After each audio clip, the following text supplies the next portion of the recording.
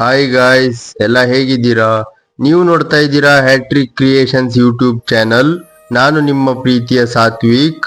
So ಇಂದಿನ ವಿಡಿಯೋದಲ್ಲಿ ನಾನು ಪ್ರಯಾಗ್ರಾಜ್ನಲ್ಲಿ ಕಳೆದ ದಿನಗಳು ಹಾಗೂ ನನಗೆ ಅಲ್ಲಿ ಆದ ಅನುಭವಗಳ ಬಗ್ಗೆ ಕೆಲವು ಮಾಹಿತಿಗಳನ್ನು ತಿಳಿಸ್ಕೊಡ್ತೇನೆ.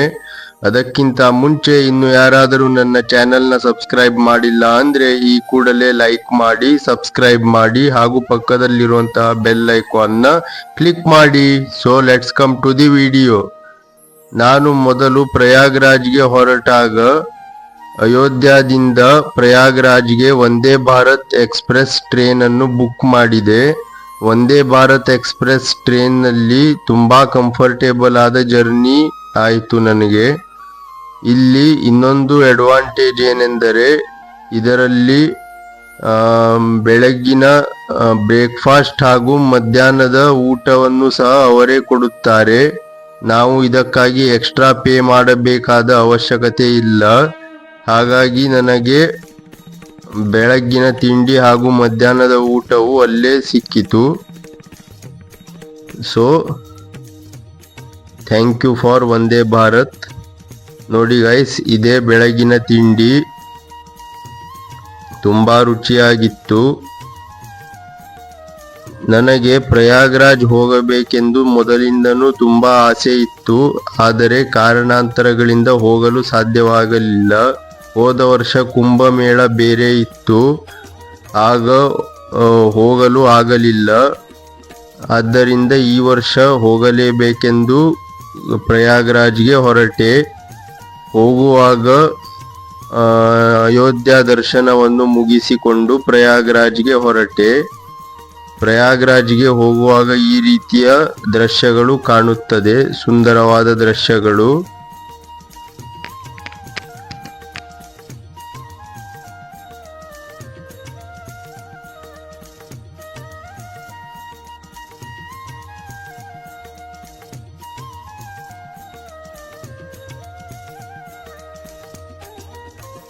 ಮೊದಲು ಲಕ್ನೌಗೆ ಬಂದೆ.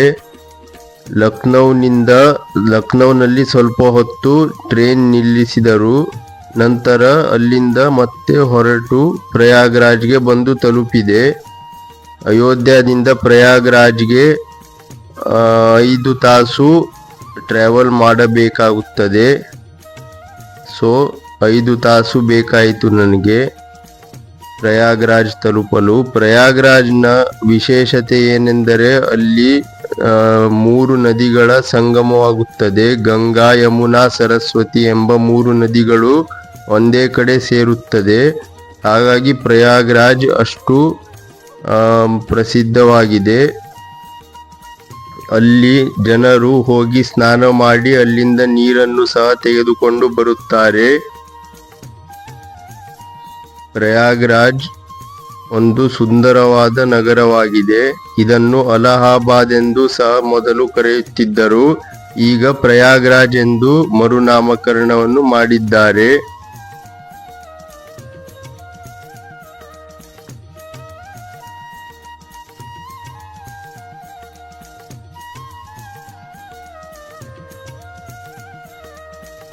ನೋಡಿ ಗೈಸ್, ಪ್ರಯಾಗ್ರಾಜ್ ಎಷ್ಟು ಸುಂದರವಾದ ಸಿಟಿ ಆಗಿದೆ.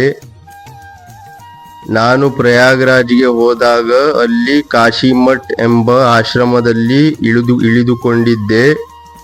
ಅಲ್ಲಿ ನನಗೆ ಡಾರ್ಮೆಟ್ರಿ ರೂಮನ್ನು ಕೊಟ್ಟರು. ನಾನು ಒಬ್ಬನೇ ಇರುವುದರಿಂದ ನನಗೆ ಸಿಂಗಲ್ ರೂಮ್ ಸಿಗಲಿಲ್ಲ.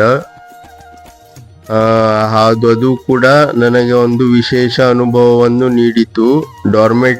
ಇಡೀ ಡಾರ್ಮೆಟ್ರಿಯಲ್ಲಿ ನಾನು ಒಬ್ಬನೇ ಇದ್ದಿದ್ದು.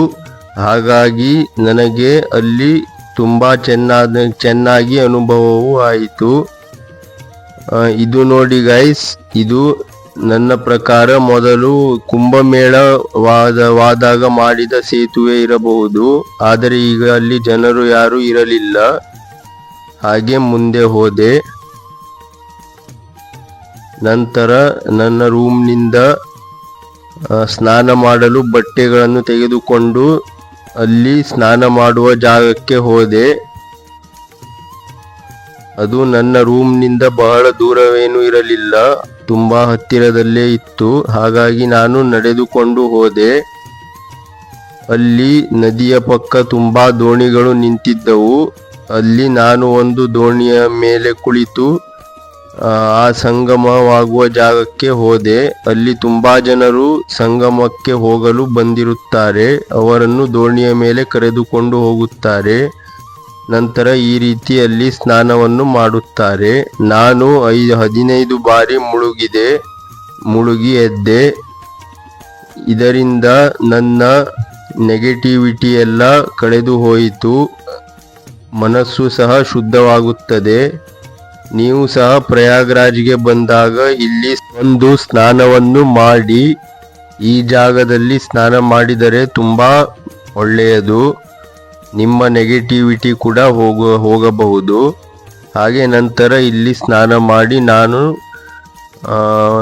ಬಡೆ ಹನುಮಾನ್ ಮಂದಿರ್ ಎಂಬ ದೇವಸ್ಥಾನಕ್ಕೆ ಹೋದೆ. ಇದು ಹನುಮಂತನ ದೇವಸ್ಥಾನವಾಗಿದೆ.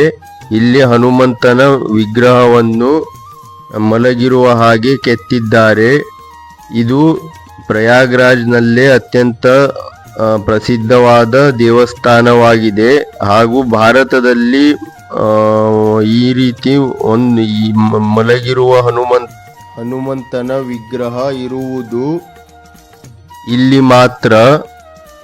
ಹಾಗಾಗಿ ನೀವು ಸಹ ತಪ್ಪದೇ ಈ ಜಾಗವನ್ನು ಬಂದು ನೋಡಿ, ಈ ಹನುಮಂತನ ದರ್ಶನವನ್ನು ಪಡೆಯಿರಿ.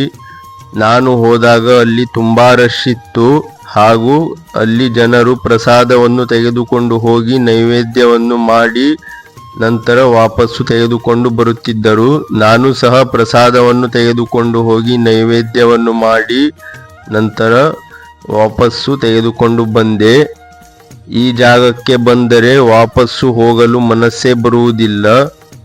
ಅಷ್ಟು ಸುಂದರವಾಗಿದೆ ಈ ಸ್ಥಳ. ನೋಡಿ ಗೈಸ್, ಈ ಹನುಮಂತನ ವಿಗ್ರಹವು ಎಷ್ಟು ಸುಂದರವಾಗಿದೆ ಎಂದು. ನೋಡಲು 2 ಕಣ್ಣು ಸಾಲುವುದಿಲ್ಲ, ಅಷ್ಟು ಸುಂದರವಾಗಿದೆ. ನಾನು ಇದುವರೆಗೂ ಈ ರೀತಿಯ ಹನುಮಂತನ ವಿಗ್ರಹವನ್ನು ಎಲ್ಲಿಯೂ ನೋಡಿರಲಿಲ್ಲ. ಇದೇ ಮೊದಲ ಬಾರಿಗೆ ಪ್ರಯಾಗ್ರಾಜ್ನಲ್ಲಿ ನೋಡುತ್ತಿರುವುದು. ನಂತರ ಅಲ್ಲೇ ಪಕ್ಕದಲ್ಲೇ ಇರುವ ಇನ್ನು ಕೆಲವು ದೇವಾಲಯಗಳನ್ನು ನೋಡಿ ನಂತರ ಪ್ರಯಾಗ್ರಾಜ್ನ ಕೋಟೆಯನ್ನು ಸಹ ನೋಡಿ ವಾಪಸ್ಸು ನನ್ನ ರೂಮಿನ ಕಡೆಗೆ ಹೊರಟೆ. ಪ್ರಯಾಗ್ರಾಜ್ನ ಕೋಟೆಯು ತುಂಬಾ ಸುಂದರವಾಗಿತ್ತು.